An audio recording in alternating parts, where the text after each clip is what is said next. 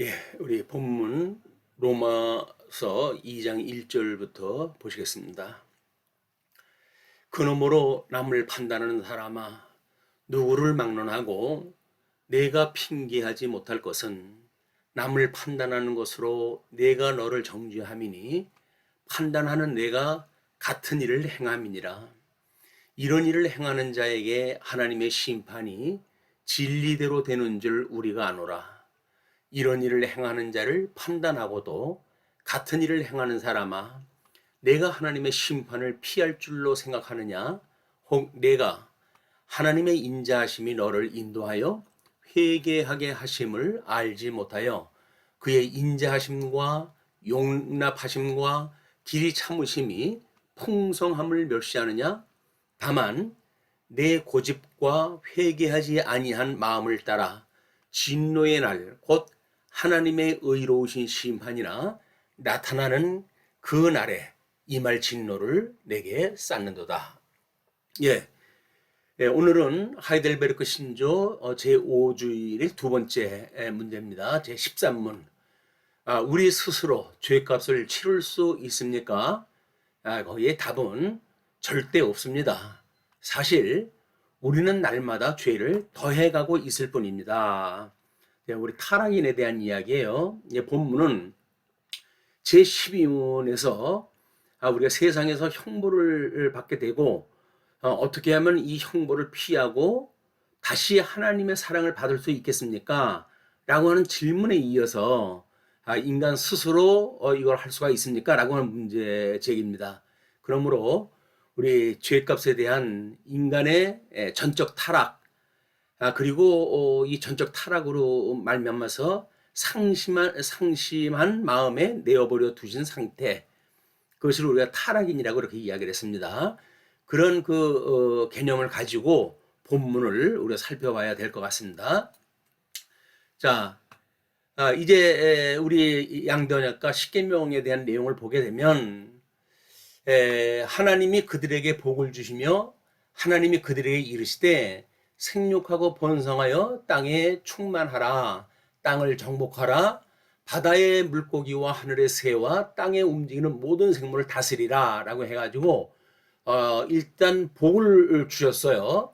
다음에는 나라인데 생육 번성, 그 다음에 땅 정복, 그리고 다스리는 통치의 문제, 이 세 가지가 국가의 3요소로 해가지고 복과 나라를 언약하셨던 내용입니다. 이거를 우리 아마 성경을 통해 가지고 확인을 했다 하게 되면 매우 까다롭게 되어질 것 같아요. 그러나 우리 이중 예정이라고 하는 그런 맥락에서 이 문제를 자세히 살펴보지 않으면 쉽게 풀이할 수 없는 내용이기도 합니다.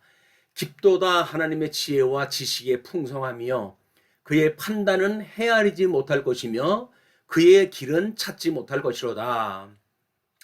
하나님께서 창세전에 이중 예정을 하셨는데 어찌하여 다 타락을 하게 하셔서 이 복과 나라를 상실하게 하셨는가 라고 하는 문제는 하나님께서 이중 예정을 이루어 가시기 위한 하나님의 지혜와 지식의 풍성함으로 이루어진 거란 말이에요.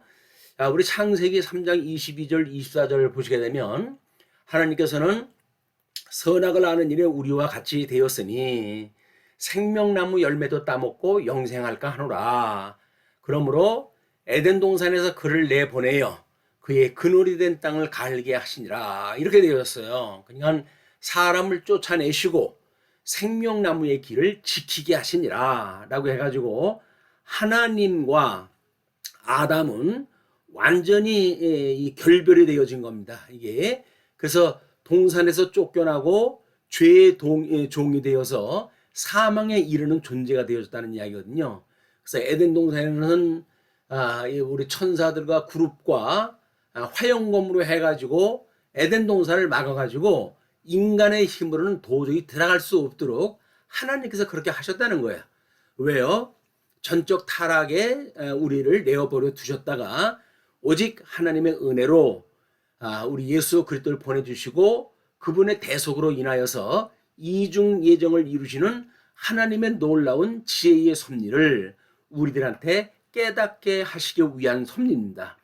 이거를 무턱대고 창세기 1장 28절을 만약에 근본 언약으로 이제 이야기를 하면서 이것이 절대적인 것이다 라고 이야기를 하게 되면 절대적인 것 이후에 이중 예정을 이루는 섭리가 나왔다고 하는 그런 그 논리밖에 되지는 않습니다. 이거는 그렇게 될 수가 없기 때문에 아주 자세히 이걸 살펴봐야 돼요. 그래서 우리가 예수 그리스도로 말미암아 대속을 입는 자들마다 하나님 우리 아버지와 주 예수 그리스도로부터 은혜와 평강이 있기를 원하노라. 이렇게 모두 우리 사도들은 우리를 위해서 기도를 하고 있습니다. 자, 그러면 하나님의 나라라고 하는 그것은 우리가 무릇 율법 없이 범죄한 자는 또한 율법 없이 망하고 무릇 율법이 있고 범죄한 자는 율법으로 말미암아 심판을 받는다고 이야기를 했거든요. 그렇기 때문에 우리가 원인으로 있다가 이렇게 타락인이 되어졌다고 하는 이런 거는 사탄이 종이 되어졌다는 이야기고 자유의지를 상실했다는 이야기고 이건 로마서에서 이야기하는 대로 상실한 마음대로 하나님께서 내어버려 두셨다는 거예요. 그냥 도저히 이 인간의 힘으로는 하나님께 나아갈 길이 없는 겁니다. 화영검과 그 다음에 그룹으로 해가지고 그 길을 막았기 때문에 그렇습니다. 그래서 우리 둘째 아담이신 예수님을 우리에게 보내주시고 그 예수님의 대속으로 인해 가지고 우리로 하여금 자유의지를 회복하게 해서 예수 그때 형상을 닮아가도록 하나님 섭리하시는 것이 중생인에 대한 섭리예요. 마음을 지으시고 그를 두루 감찰하시는 하나님께서는 이와 같이 우리 전인격적인 자세를 놓고 이야기를 하신다.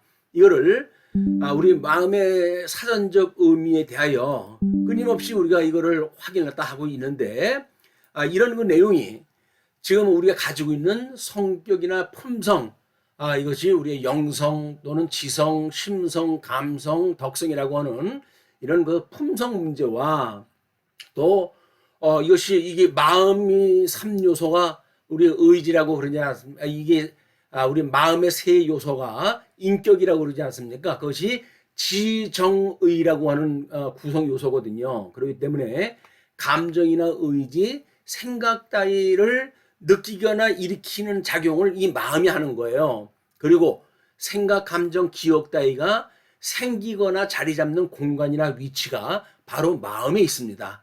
그러므로 기독교에서 이야기하고 있는 종교의 위치는 우리는 이런 심정설에 있는 것이지 지성설이나 또는 감정설이나 또는 이런 의지설이나 이런 데 있는 것이 아니란 말이에요.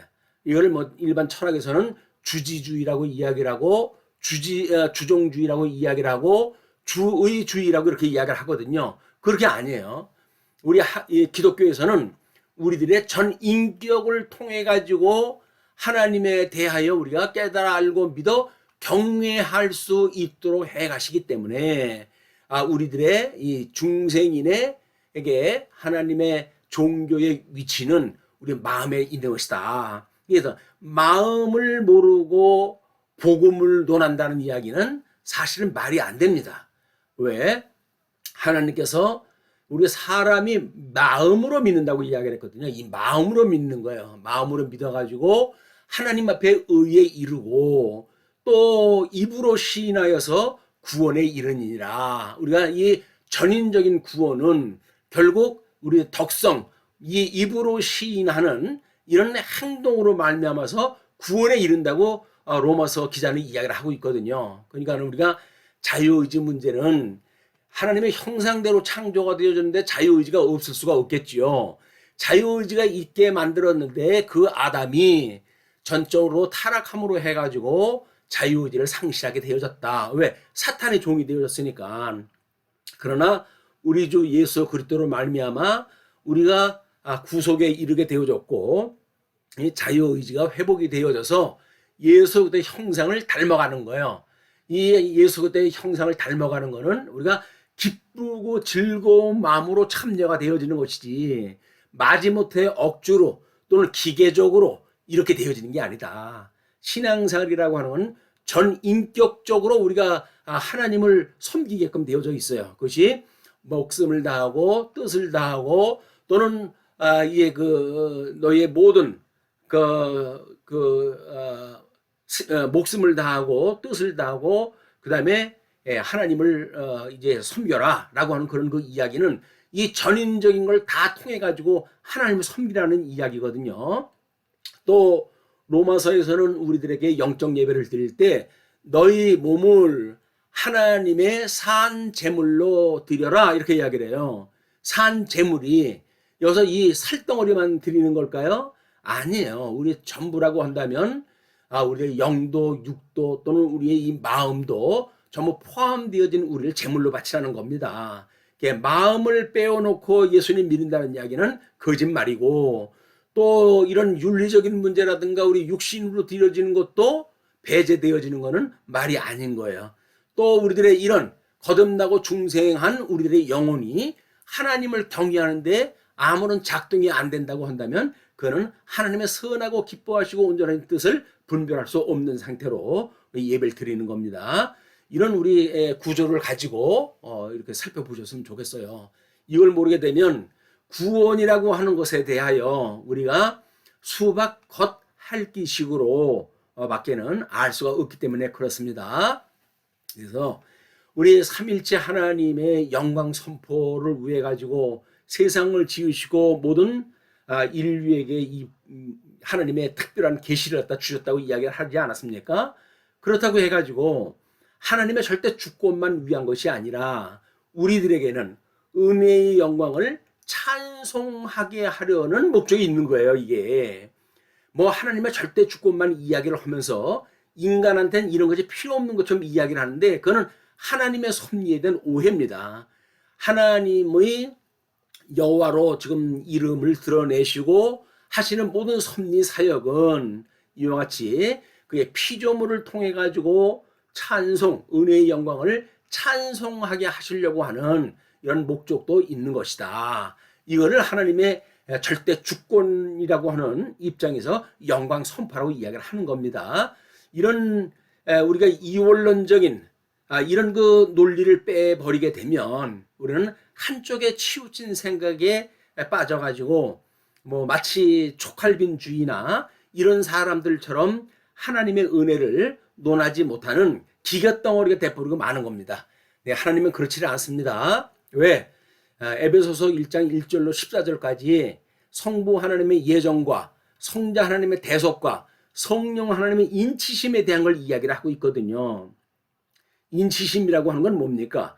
하나님의 의의 적용이라고 하는 문제거든요. 그러니까 하나님의 의의 예정, 하나님의 의의 실현, 그리고 하나님의 의의 적용이라고 하는 맥락으로 봤을 때 우리는 인치심을 받아서 그 이야기예요. 은혜의 영광을 찬송하게 하려 하십니다. 그런 그 이야기거든요. 이것은 삼법체제로 되어져 있기 때문에 성부 하나님의 입법과 성자 하나님의 행법 그리고 성령 하나님의 사법으로 인하여서 우리는 모든 죄로부터 사함을 받고 우리의 하나님의 그 은혜의 영광을 찬송하며 예수 그리스도의 형상을 닮아가는 성도의 신앙생활이 가능하게 되는 거다. 신앙생활을 전인적으로 우리가 이해가 하셔야 돼요. 자, 그러기 위해서는 중생인의 존재와 소유의 관계를 우리가 알 필요가 있습니다. 지금까지 이야기했던 것을 다시 한번 정리하는 차원에서 보게 되면 그는 그들 모두의 마음을 지으시며 그들이 하는 일을 굽어 살피시는 이로다 라고 이야기를 했잖아요. 이 마음이 뭐냐 이걸 우리가 알아야 이제 신앙생활이 가능한 거예요. 이 마음이라고 하는 그 이야기는 중생인의 믿음이라고 하는 지정의라고 하는 전인격적인 신앙생활이다. 이것이 전인적인 믿음이란 말이야. 근데 이 종교의 위치, 이 사람의 다섯 품성, 영성, 지성, 심성, 감성, 덕성, 이것을 우리가 다섯 이 성격이나 품성이라고 이야기를 했으니까 이 품성이 있고 여기에 영과 육으로 지음을 받았던 인간에게 마음을 지으셔서 그들이 하는 일을 굽어 살피시는 이라고 그러지 않았어요. 이 마음을 하나님께서 지으심으로 해가지고 지정이라고 하는 인격적 작용, 이걸 통해 가지고 하나님을 깨달아 알고 믿어 경외하는 이런 역사를 하나님께 하신다는 겁니다. 자, 그러므로 주지주의적 믿음도 이거에 틀려요. 또 주종주의적 믿음도 틀린 겁니다. 주의주의적인 믿음도 틀린 거야. 그래서 우리가 어떤 이성 중심으로 해가지고 하나님을 깨달아 안다고 하는 그 이야기도 맞지 않는 이야기예요.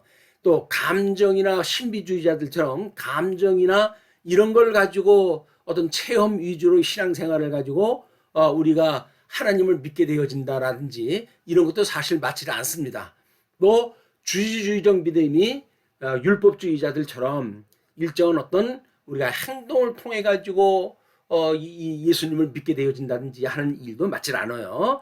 전인적인 믿음으로 해가지고 마음이 일단 상실한 마음이 하나님을 향하여 돌아서야 돼요. 그걸 우리가 회복된 마음이라고 이야기를 하는 거예요. 그래서 회복되어졌을 때 비로소 우리 우둔한 지성은 지혜롭게 되어질 뿐만 아니라 부끄러운 감정에 있던 우리들의 이 감정도 하나님의 기뻐하시고 온전하시고 선하신 뜻을 따라서 하나님을 기쁘게 하는 감정으로 바뀌게 되어지는 겁니다. 그리고 우리 하나님을 섬기는 이 의지를 가지고 전인적인 신앙생활이 되어지는 것이다. 이거를 잘 아셔야 돼요. 그래서 종교의 위치 또는 사람의 가치도 믿을 때에 이런 내용을 우리가 제대로 모르게 되면 가치 문제의 혼선이 오게 되어지는 거예요. 그래서 우리가 존재라고 하는 영생을 얻었음에 대하여가 아니라 무엇을 가지고 있는지 무엇을 얻는지 이런 일 중심으로 기능 중심으로 신앙생활을 한다는 이야기는 수단적 가치에 함몰되어진다는 거거든요. 그건 신앙생활이 아니에요. 왜냐하면 종교생활에 지나지 않는다. 그래서 하나님의 법은 성령의 법이 있고 이 사망의 법이 있거든요.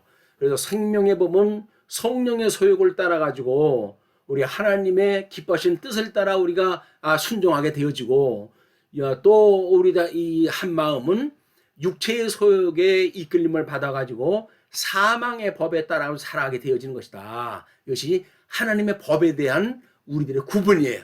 두 마음이 어떻게 되어져 있는지. 그래서 육체의 소욕과 성령의 소욕 이것을 잘 우리가 이 시간에 살펴봤으면 좋겠습니다.